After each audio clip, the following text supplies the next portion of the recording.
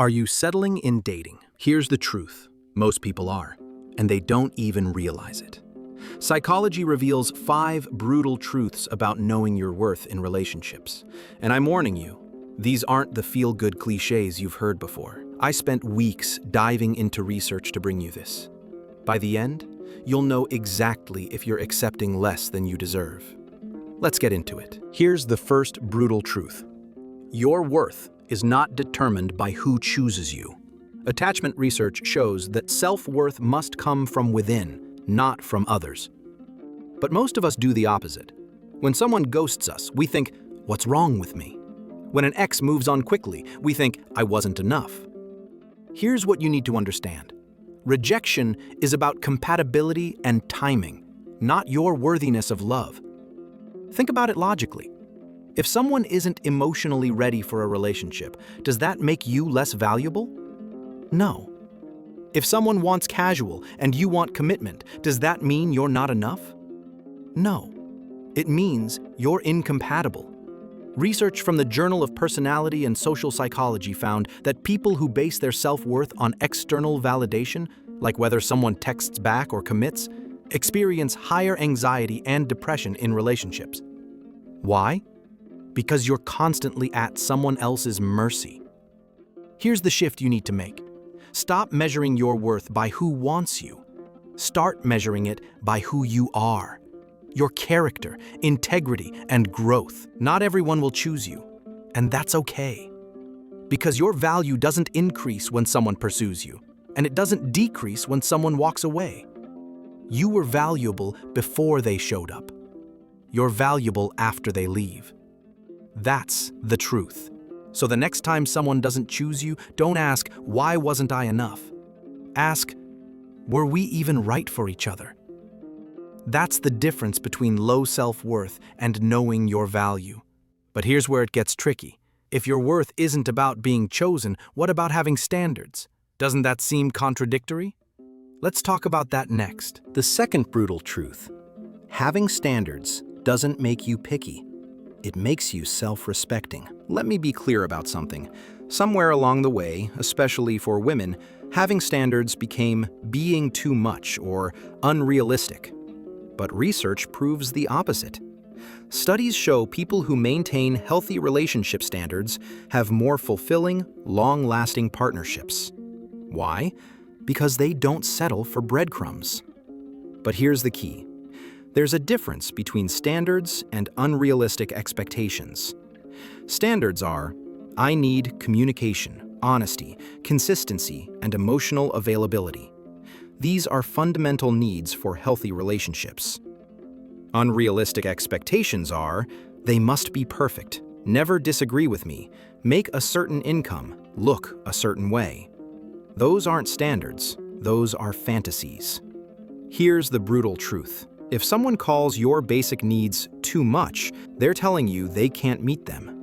When you say, I need you to follow through on plans, and they say, you're so demanding, that's not you being picky, that's them being unreliable. When you say, I need emotional intimacy, and they say, you're too needy, that's not you asking for too much, that's them being unavailable. Your worth means understanding this. The right person won't make you feel like your needs are a burden. So here's what you do. Write down your non-negotiables. Not preferences, non-negotiables. Things like respect, honesty, effort, emotional safety. Then, refuse to compromise on them. Not because you're difficult, because you know your worth. And I know what you're thinking. But what if I end up alone? What if no one meets my standards? That fear is real. But here's what you need to hear next, and this might be the most important lesson of all. Here's the third brutal truth. Being single is always better than being disrespected. A study from the University of Buffalo found that people in chronically stressful relationships had worse mental and physical health than people who were single. Read that again. Being alone is healthier than being with the wrong person. But here's why this is hard. We've been told that being single means something's wrong with us, that relationship status equals success, that being partnered means you're lovable. That's a lie. Your worth means understanding that no relationship is better than a bad relationship. Let me be blunt. If you're with someone who disrespects you, dismisses your feelings, crosses your boundaries, or makes you question your sanity, that's not love. That's erosion of your self-worth. And here's the brutal part. Every day you stay is a day you're choosing them over yourself. Now, I'm not saying leave at the first disagreement. Healthy relationships have conflict. But there's a difference between conflict and disrespect. Conflict is, we see this differently, let's figure it out. Disrespect is, your feelings don't matter. Here's what knowing your worth looks like. You're willing to walk away. You'd rather be single and at peace than partnered and anxious. Staying single while you find the right person is self-love, not desperation. And here's what's interesting. When you genuinely become okay with being alone, you stop attracting the wrong people. Your energy shifts. You're no longer operating from fear or scarcity. You're operating from worth. But knowing you deserve better is one thing. Making sure people actually treat you better, that requires action. And that's what Lesson 4 is about. The fourth brutal truth. You teach people how to treat you. Behavioral psychology shows us this. What you tolerate becomes your standard. What you accept becomes your norm. And here's the harsh reality. If someone treats you poorly and you stay, you've taught them that behavior is acceptable. Let me break this down. When someone is inconsistent early on, texting all day 1 week, then disappearing for 3, and you don't address it, you've taught them inconsistency works.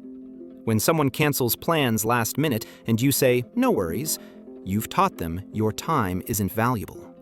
This isn't about being confrontational. It's about understanding that boundaries set early determine how you'll be treated long term. Here's what most people get wrong. They think the beginning of dating is when you should be chill and easygoing. They think standards come later. Wrong. The beginning is when you establish what's acceptable. If you wait 6 months to suddenly enforce boundaries, you're trying to change an already established dynamic. That's nearly impossible. Real example. Someone flakes on your plans. Option 1, it's fine, let's reschedule. You just taught them flaking has no consequences. Option 2, I understand things come up, but I value my time. If we're going to see each other, I need consistency. You just showed them your time matters. Most people don't know how to treat you until you show them. Knowing your worth means setting the standard from day one. And here's the thing. The right person will respect your boundaries. The wrong person will call them rules or say you're too much. Here's the fifth brutal truth. Your past does not define your worthiness of love. Trauma research shows that while painful experiences impact us, they don't reduce our inherent value. Whether you've been cheated on, ghosted, abandoned, or made mistakes in past relationships, none of that makes you less deserving of healthy love now. But here's what happens. Past pain creates limiting beliefs. You start thinking, maybe I'm not lovable. Maybe I'm too damaged. Maybe I don't deserve better. That's trauma talking. That's not truth. The brutal truth is this. Healing and growth don't decrease your worth. They increase it. Every heartbreak you survived, every lesson you learned, every boundary you set, that's evidence of your strength, not your brokenness. Worthiness isn't about perfection. It's not about having a spotless past. It's about being human, learning, and choosing better for yourself moving forward.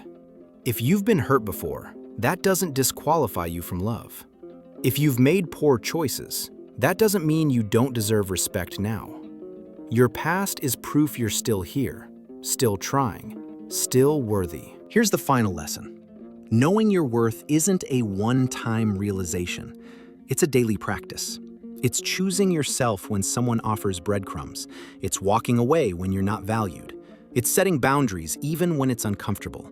It's believing you deserve better, even when you're scared. And the most brutal truth?